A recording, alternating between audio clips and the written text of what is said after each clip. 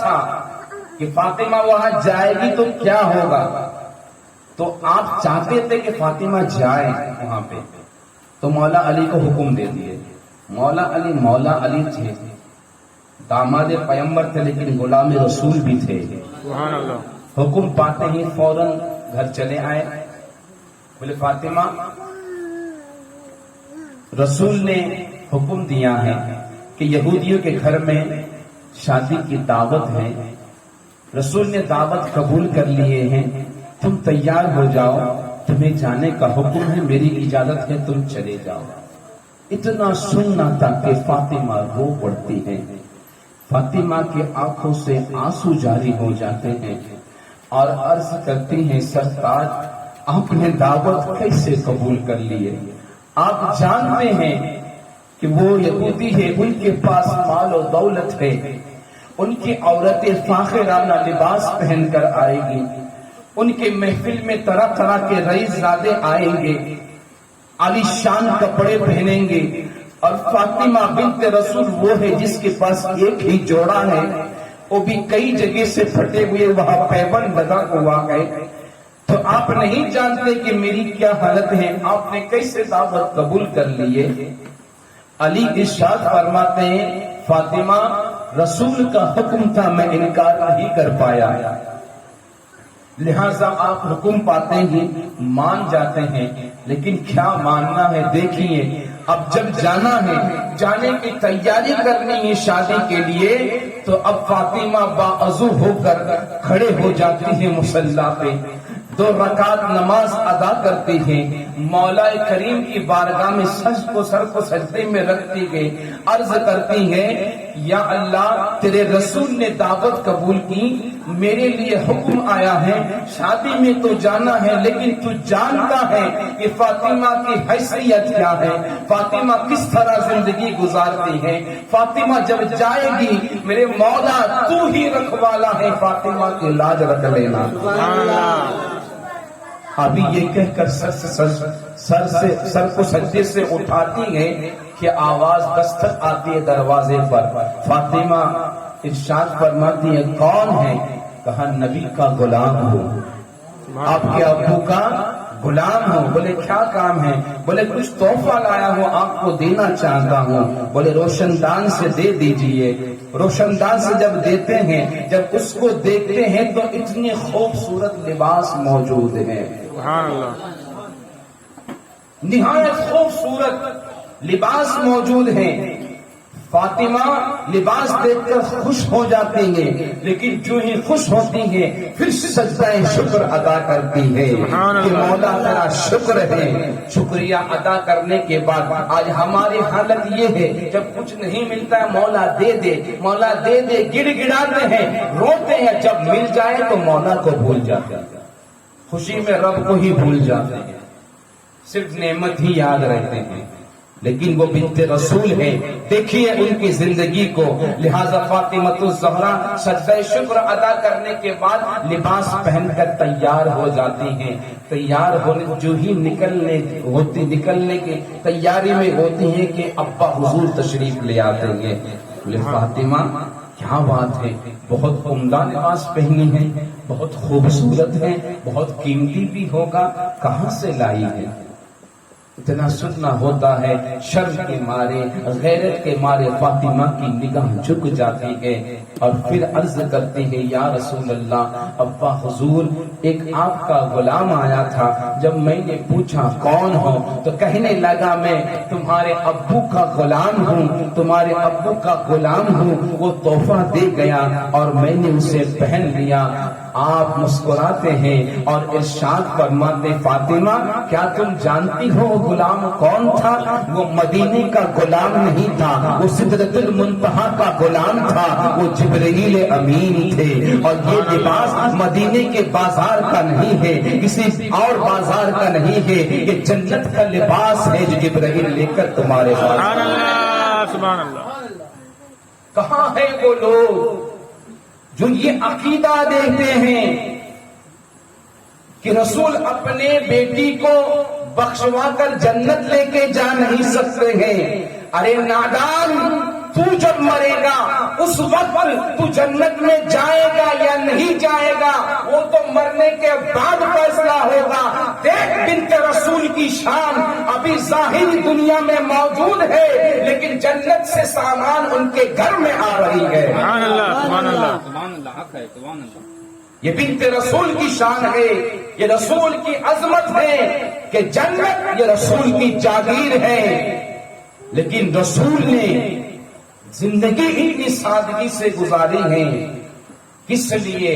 ہم امتیوں کی فکر میں بیٹی کو اگر چاہتے تو جنت کے خزانے لا کر نکاح میں دے دیتے لیکن نہیں دیے. کس لیے؟ ہم غلاموں کی فکر میں کہ کہیں میرے امتی میں سے کوئی غریب ہوگا جب اس کے بیٹے کی شادی ہوگی تو یہ سوچ کر کہ میرے رسول نے اپنی بیٹی کو اتنا دیا یہ سوچ کر کہیں وہ پریشان نہ ہو جائے تو رسول نے اپنی بیٹی کو ایک چادر مبارک میں ودا کر دیے, رخصت کر دیے. ہماری فکر میں آؤ چلتے ہیں اسی طرف, نہیں تو گفتگو کہیں اور نکل جائے گی. لہذا فاطمہ الزہرا اس لباس کو پہنتی ہیں اور پہننے کے بعد اوپر وہی چادر اوڑھ لیتے ہیں جس میں 17 پیبند لگے ہوئے تھے. اوپر سے چادر اوڑھ لیتے ہیں اور شادی میں چلی جاتی ہے. جب عورتیں کے بیچ میں فاطمہ پہنچتی ہیں تو عورتیں کہتے ہیں کہ دیکھو وہی چادر پہن کر آئی ہے, اندر بھی وہی پھٹے پرانے لباس ہو گئے. چادر اتارنے کے لیے بولتے ہیں تو ان کا مزاق بنے گا معاذ اللہ. یہ سوچ کر عورتیں اصرار کرتی ہیں کہ فاطمہ یہ چادر اتار دو. آپ کہتے نہیں رہنے دو, ٹھیک ہے نہیں اتار دو. عورتیں ہیں, ہم سب خواتین ہیں, اس میں کیا غیرت ہے, اس میں کیا شرم کی بات ہے. لہٰذا آپ چادر جو ہی ہٹاتے ہیں, اللہ الصمد, جو ہی اس چادر کو نکالتے ہیں اس لباس کی روشنی, اس لباس کی جو روشنی پھیلتی ہے اس روشنی کے وجہ سے پورا محفل جگمگا اٹھتا ہے. اور یہاں تک روایت میں ہے کہ کتنی عورتیں اس کی روشنی کو دیکھ کر, اس کی خوبصورتی کو دیکھ کر بے ہوش ہو کر گر جاتی ہیں. سبحان اللہ سبحان اللہ. کون یہاں گر رہی ہے, کون وہاں گر رہی ہے. اڑانے تو مذاق اڑانے کے لیے فاطمہ کو بلائے تھے لیکن اب کسی کے چہرے آنکھوں میں وہ تاب نہیں گئے کہ فاطمہ کے لباس کو دیکھ سکے. دیکھ کر بے ہوش ہو رہی ہے. فاطمہ جلدی سے وہاں سے رخصت ہو جاتی ہے. جب ہوش میں آتی ہے تو عورتوں کی ایک خصلت ہوتی ہے, ایک عادت ہوتی ہے, کوئی اچھی چیز کسی کے پاس دیکھ لو فوراً پہنچ جاتے تحقیق کرنے کے لیے کہ بیوی کہاں سے لائی, ہمیں بھی بتا دو کون سے دکان سے لائی ہو, ایسی چیز تو ہم نے دیکھے نہیں ہے تاکہ ہم بھی لے لیں. یہودی کی عورتیں پوچھتی ہے فاطمہ الزہرا کی بارگاہ میں, پوچھتی بی بی وہ لباس کہاں سے لائی تھی؟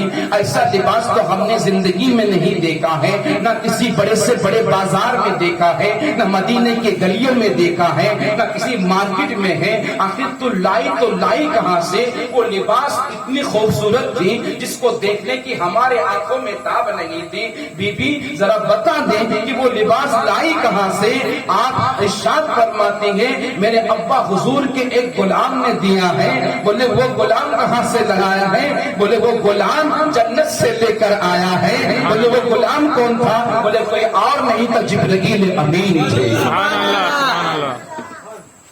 اتنا سننا تھا تو کئی یہودی عورتیں اور ان کے مرد جب اس بات کو سنتے ہیں اور نبی کی جب اس شان کو دیکھتے کہ بنت رسول کی اس عظمت کو دیکھتے ہیں کہ یہ تو وہ نبی ہے جن کے گھروں میں جنت سے نعمتیں اترتی ہے, ان کی بیٹی کی یہ شان ہے کہ ان کے لیے لباس جنت سے جبرائیل لے کر آتے کہ سب کے سب کلمہ پڑھ کر مسلمان ہو. سبحان اللہ.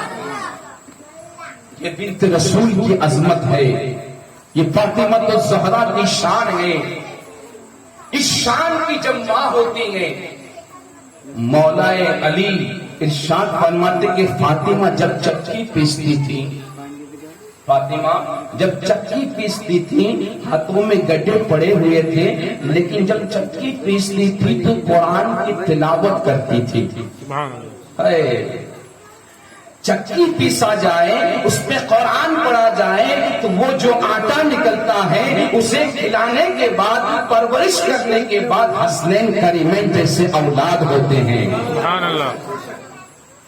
آج ہماری ماں بہنیں ہیں، ٹیلی ویژن لگے ہوئے ہیں، بچے کو کھانا کھلا رہے ہیں، میوزک بج رہے ہیں، فحش گانا ہے، برہنہ لباس ہے، نہ حیا ہے نہ شرم ہے، چھوٹے چھوٹے بچے بیٹھے ہیں، ہماری ماں بہنیں ان کے دل بہلانے کے لیے لگا دیے گئے اور اسی میں کھانا کھلا رہے ہیں۔ جب ایسے ماحول میں ہمارے بچے کھائیں گے، ایسے ماحول میں پرورش پائیں گے، تو حسن حسن کے جانشین نہیں بنیں گے، یقیناً کسی گلی کوچے کے ٹپوری بنیں گے، کسی فلم اسٹار کا دیوانہ بنے گا، کسی گلوکارہ کا دیوانہ بنے گا، لیکن امام حسن و حسین کا مستانہ نہیں بنے گا۔ ہمیں اپنے ماحول کو درست کرنے کی ضرورت ہے، اپنے ماحول کو سدھارنے کی ضرورت ہے۔ ایک انسان سوچتا کیوں نہیں ہے، میں گھر میں بیٹھا ہوں، رزق اللہ دے رہا ہے، میں کھانا کھا رہا ہوں، اس کی نعمت کو کھا رہا ہوں، نہ اس کا نام لے رہا ہوں، نہ کھانے کے بعد میں اس کا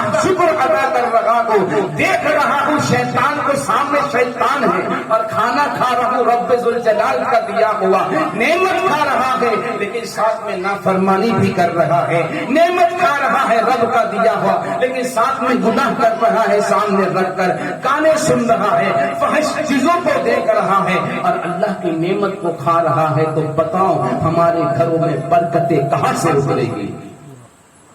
بتاؤ۔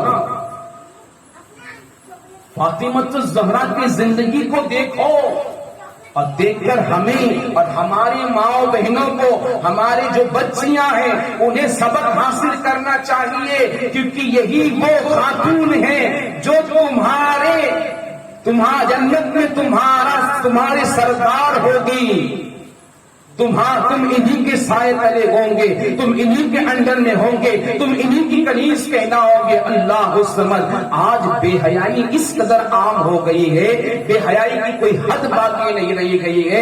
ہماری ماں بہنیں ہو، چاہے ہمارے خواتین ہو، چاہے جوان ہو، بوڑھے ہو، نہ جانے کیسے معاشرے میں ہم ڈل گئے ہیں۔ اللہ الصمد۔ فاطمہ الزہرا کی شان ایک طرف دیکھ لیے آپ نے، سادگی ایک طرف دیکھ لیے۔ آج اگر کسی سے کہا جائے میاں اپنے گھر میں خواتین کو پردے کی پابندی کرنے کے لیے بولیے، کوئی مولانا اگر اسٹیج سے میسج دے دے تو لوگ یہ کہتے ہیں کہ میاں اسلام اتنا تنگ نہیں ہے، اتنا اسٹرکٹ نہیں ہے، ہر ایک کو اپنی طریقے سے زندگی گزارنے کی سہولت دیتی ہے۔